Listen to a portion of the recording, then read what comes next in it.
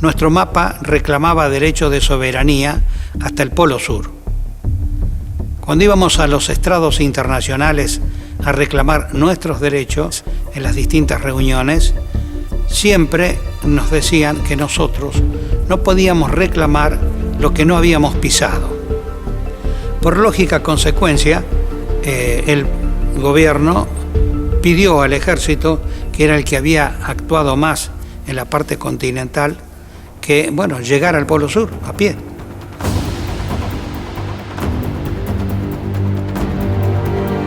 Fue así que en 1957 ocupamos la base General Belgrano, que ya había sido instalada por el general Pujato.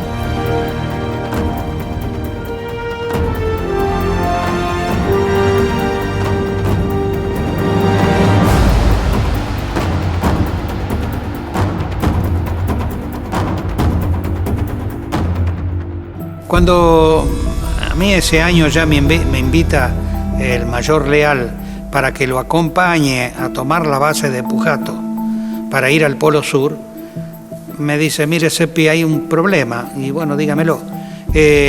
Los norteamericanos han fabricado 7 barras de hierro con equipo sonar para que detecte las grietas.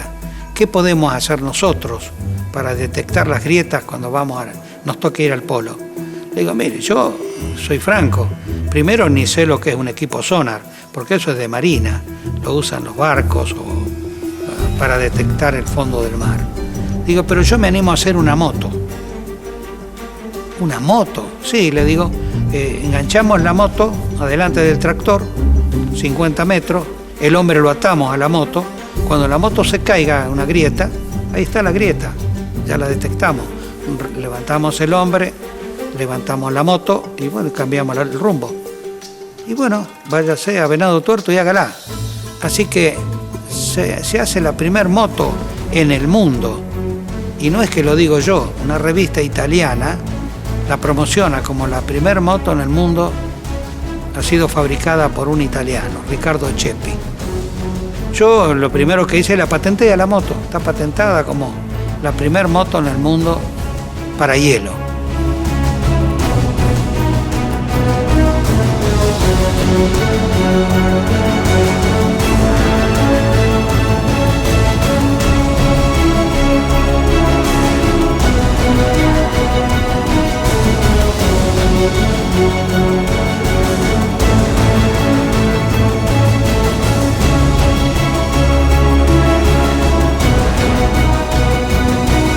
El día 24 de diciembre, la tarde del día anterior a Navidad, se nos prendió fuego la casa. En aquellos lugares de base General Belgrano cae entre 1 metro y 1 metro de nieve por año. Esa nieve no se va nunca, se va depositando año tras año, y por lógica consecuencia, la base que se armó en 1955, en el año 57 ya estaba tapada. Nosotros estábamos todos trabajando afuera y en un momento dado comienza a surgir humo de abajo, el hielo. ¿Y qué es lo que estaba ocurriendo? Se estaba prendiendo fuego en nuestra casa, se nos quemó todo. Quedamos con la ropa puesta y durmiendo en galpones.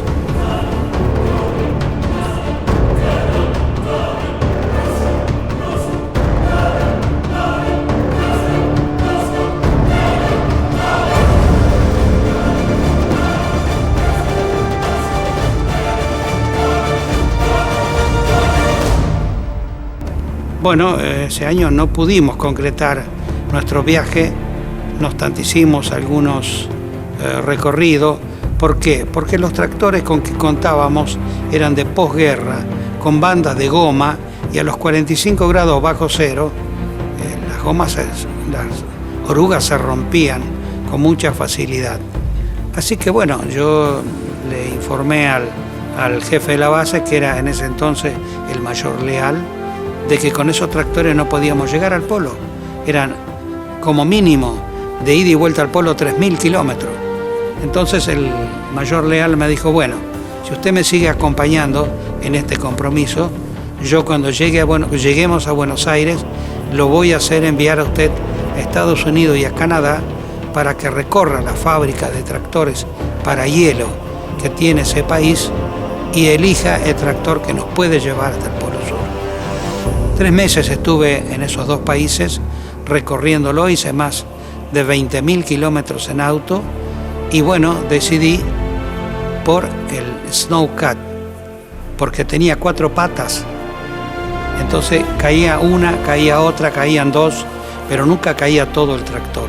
De las 65 reformas que le hice a los tractores, todas fueron sometidas a las exigencias que mecánicamente iban a tener esas máquinas, dado el frío, el enorme frío de la Antártida y la resistencia de los materiales.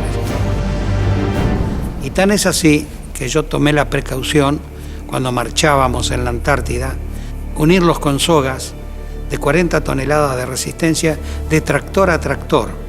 Cuando un tractor caía, ya bien sea en la parte delantera o la parte trasera, automáticamente los otros 5 tractores estaban teñiendo para que no se fuera dentro de las grietas. Por supuesto, después de correr los años, 10 años después de la expedición, de los 6 tractores solamente quedaron 2.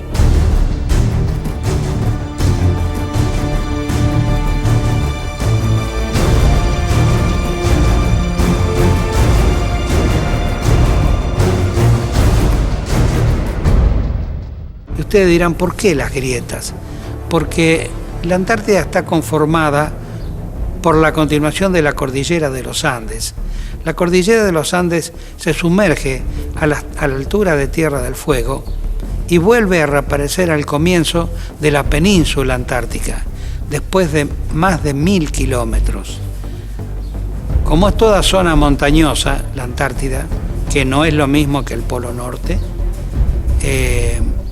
la nieve que ha ido cubriendo a todas esas montañas han ido buscando el desahogo hacia los mares que rodean esos 14 millones de kilómetros cuadrados. Hay partes en las grandes bahías que tienen espesores de hasta 250 metros, el hielo, flotando en el mar. Esa masa de hielo, en su carrera de desplazamiento hacia buscar su desahogo, cuando choca con las montañas de hielo, es lógico suponer de que la montaña no se mueve. Entonces comienza a fisurarse todo ese hielo que se viene desplazando desde el Polo Sur, donde, bueno, hay zonas que tienen altura de 4.000 metros.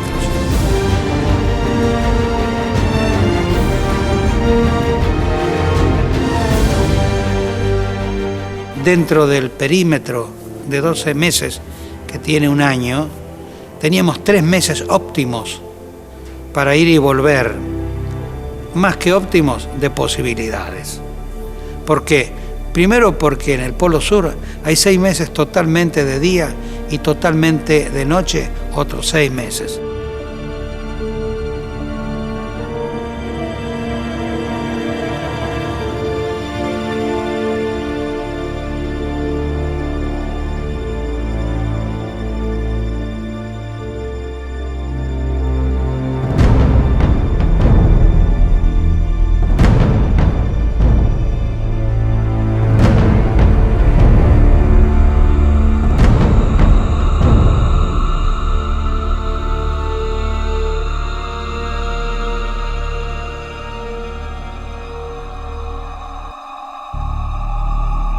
Bueno, en el viaje tuvimos que forzosamente ir turnándonos de a 3 personas.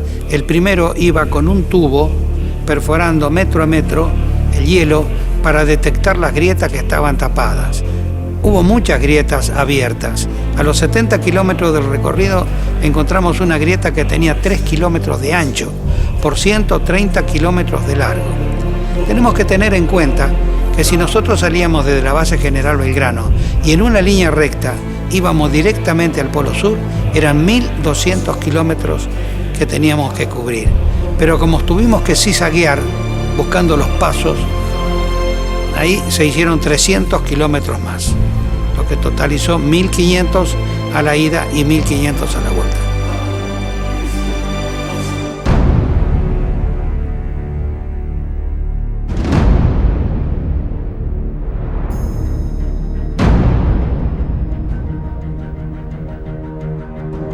Sí, los tractores trabajaron primero en abastecer, construir y abastecer la base que se llamó Base Sobral, en homenaje al primer argentino que en 1904 pisó la Antártida.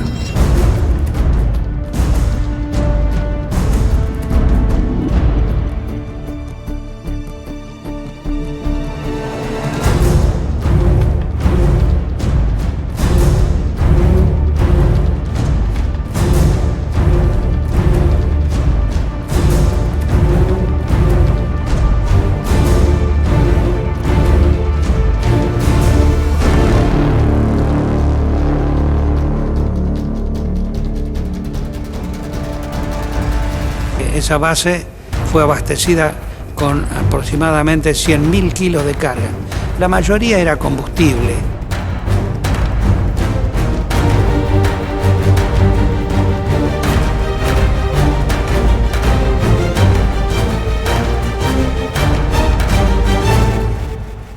Los tractores consumían en su marcha 1,5 litros de nafta por kilómetro cada uno. Era una barbaridad, pero contaban con motores de 250 caballos, motores muy potentes y unas cajas de reducción que multiplicaba esa potencia.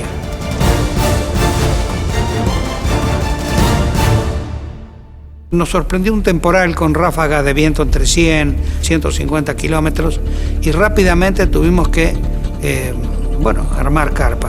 Yo me puse a hacer otros trabajos en el tractor y mi compañero se dedicó a armar la carpa, con mucho trabajo por el viento que hacía y estábamos siempre entre 40 y 50 grados bajo cero. En el piso de la carpa hay un orificio de 10 centímetros con una tapita que uno la abre, hace un agujero en el hielo y ahí tira todos los residuos de lo que va usando para cocinar. Cuando yo hago el agujero para ese fin, me encuentro con que a los 10 centímetros se me va el brazo hacia abajo. ¿Por qué? Porque se había armado la carpa arriba de una grieta tapada. Una grieta que tenía 10 centímetros y tenía más o menos 1 metro de ancho. La carpa tenía 2, así que, ¿qué hicimos? Cruzamos las bolsacamas y la dormimos cruzada, la grieta, para evitar que si dormíamos a lo largo de la grieta, el peso nuestro terminara rompiendo y nos fuéramos con carpa y todo al fondo de la grieta. Estábamos ya a una altura de 2.000 metros y es lógico suponer que esa grieta tenía sus 2.000 metros de profundidad. Duró 5 días el temporal que se desencadenó. Soplaron ráfagas de viento de 320 kilómetros por hora.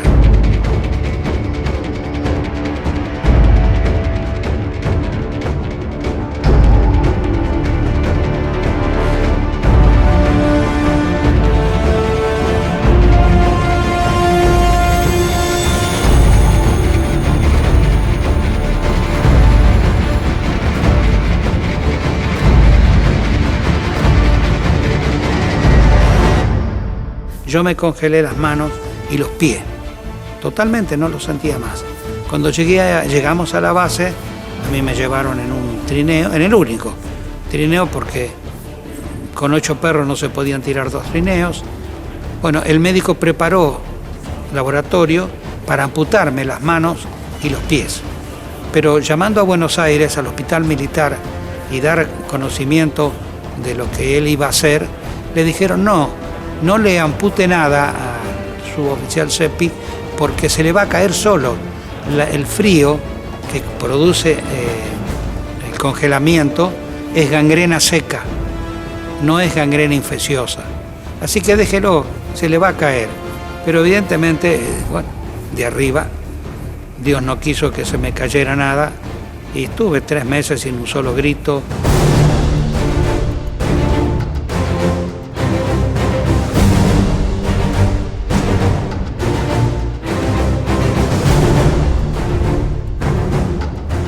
siempre se marchaba, era muy lenta la marcha.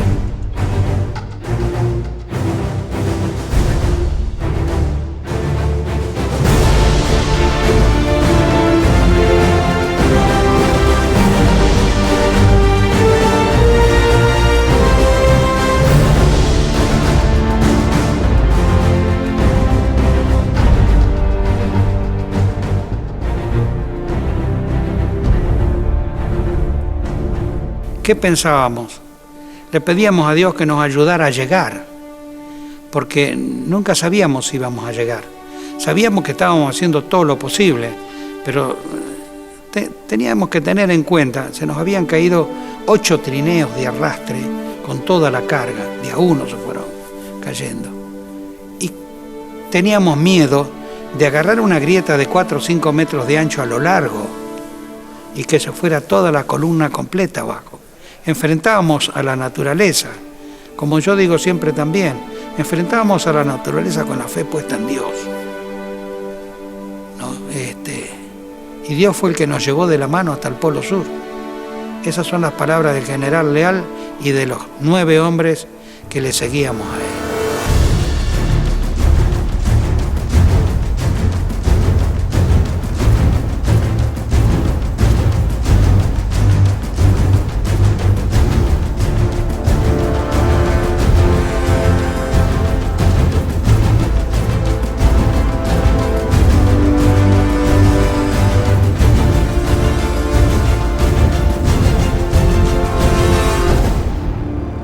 Hemos hecho como 300 kilómetros de ese recorrido, que eran montículos de hielo, que llevan el nombre, es un nombre ruso, de Zarstrugi.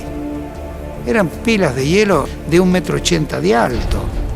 Hacía muy difícil, a veces con pico y pala, había que romper esos montículos para poder pasar.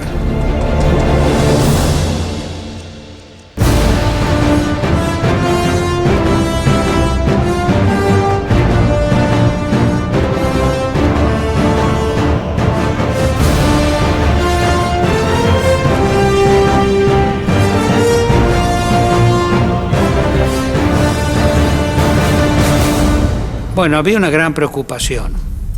La gran preocupación era encontrar el polo. ¿Por qué? Porque el polo es un punto en 14 millones de kilómetros cuadrados.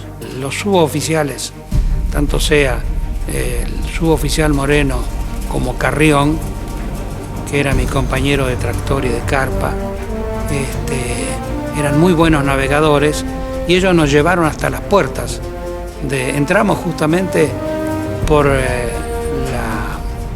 pista de aviación de la base norteamericana, que tiene 4.000 metros. Y bueno, entramos como por una avenida, tal como ellos nos decían a nosotros. Al polo vamos a entrar como por una avenida.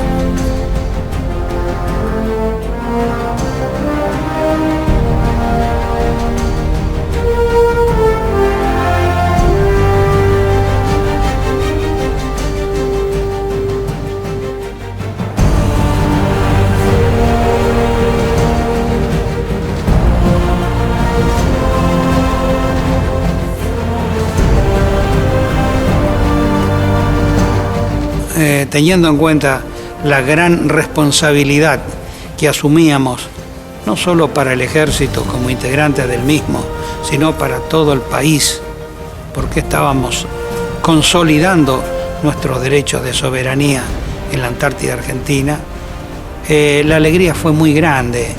Tan es así que cuando llegamos al mismo polo, a ese punto, que converge en 20 centímetros cuadrados, yo siempre digo que creo que la alegría es la que se siente cuando nace un hijo, y en particular el primer hijo.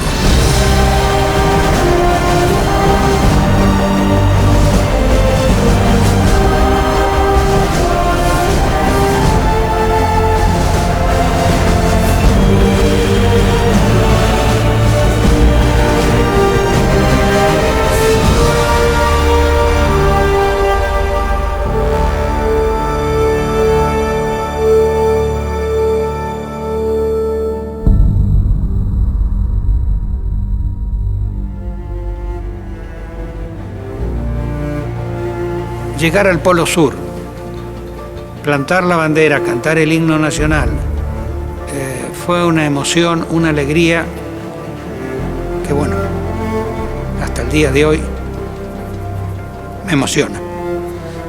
Y bueno, era un compromiso que habíamos tomado con el país.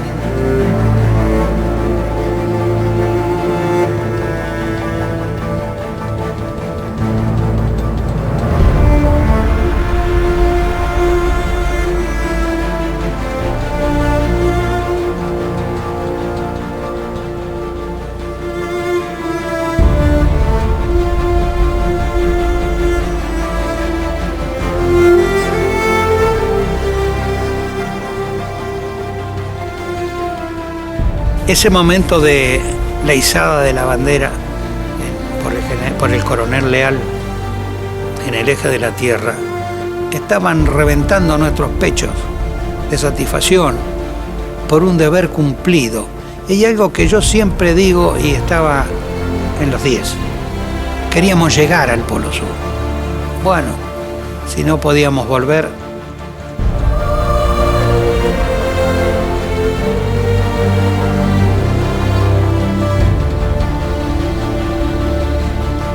la bandera que hicimos flamear en el Polo Sur está en el monumento a la bandera.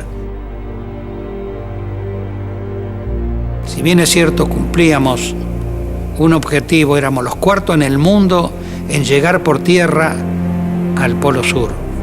Pero téngase en cuenta que éramos los primeros que habíamos recorrido 3.000 kilómetros más 7.000 kilómetros previos de abastecimiento a la base Sobral.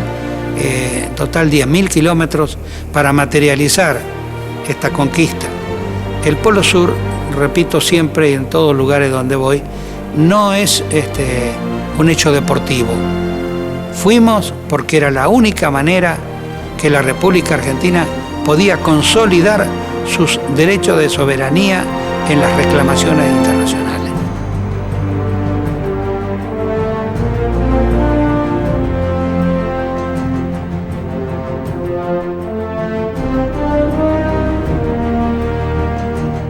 Bueno, eso fue lo que nunca nos imaginamos que nos iban a esperar así.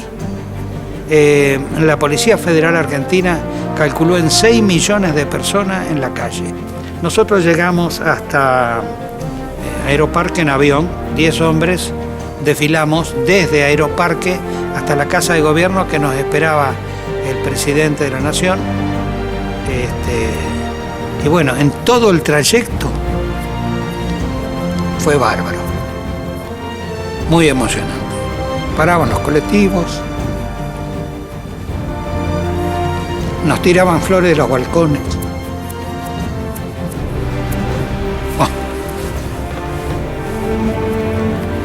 Son pasajes de mi vida que no los puedo olvidar. Nos habían pagado con creces ese pequeño sacrificio de llegar hasta el Polo Sur.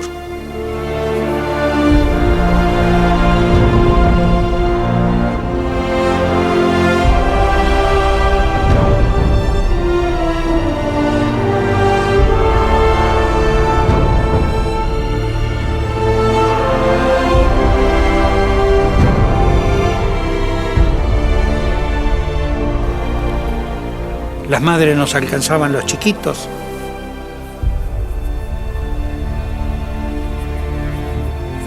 Bueno, eso a mí me llegó mucho, ¿no?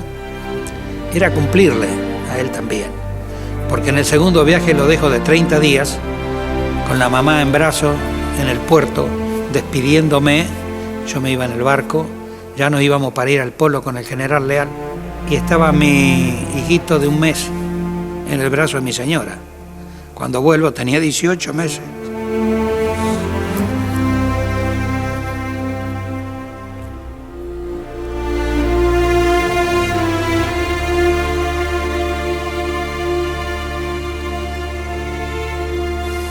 Bueno, esto me afloja.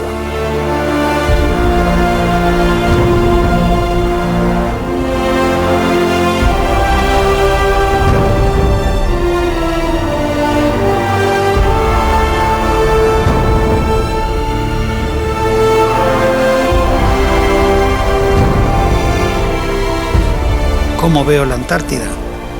Un continente que realmente hay que tener mucho cuidado, hay que tratar que no se deteriore.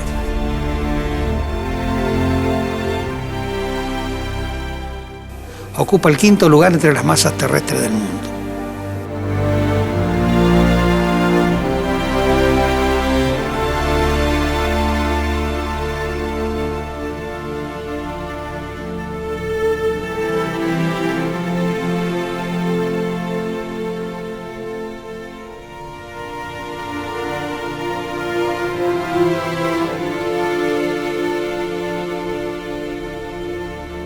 Y en la base se hizo el casamiento mío. Tan es así que figuran los libros que el primer casamiento que se hizo en la Antártida fue de Ricardo Seppi y Catalina Gonella.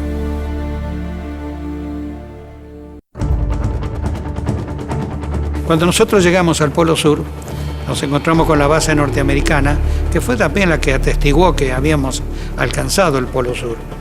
Ahí había 22 norteamericanos. La base se llama Amundsen Scott, en homenaje a los 2 hombres que llegaron al Polo Sur, con una diferencia de 30 días, en el año 1910. Ahora, en este momento, en la base Amundsen Scott, hay 500 hombres habitándola. Y, por supuesto, las instalaciones son de primerísimo nivel. Pero no pasa solamente por ahí. En la base McMurdo, que está del otro lado de la Antártida con respecto al nuestro, tienen 4.000 hombres. Y en esa base hay 300 entre aviones y helicópteros. Hay 300 que sobrevuelan la Antártida. Para que nosotros los argentinos pensemos que la Antártida no tiene valor, hay 7 barcos que están permanentemente abasteciendo esas bases. Pero solamente en nuestro territorio, en lo que Argentina reclama como suyo, hay 50 países.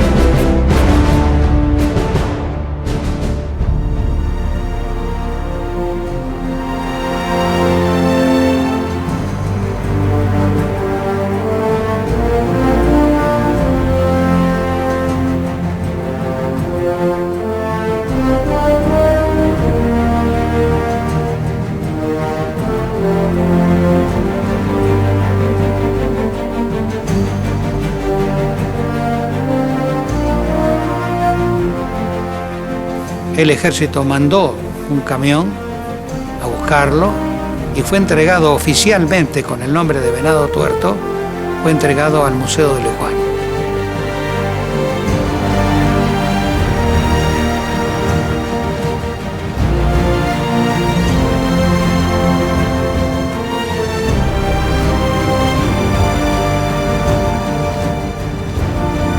Y hoy ese tractor se encuentra en un lugar de privilegio en el museo.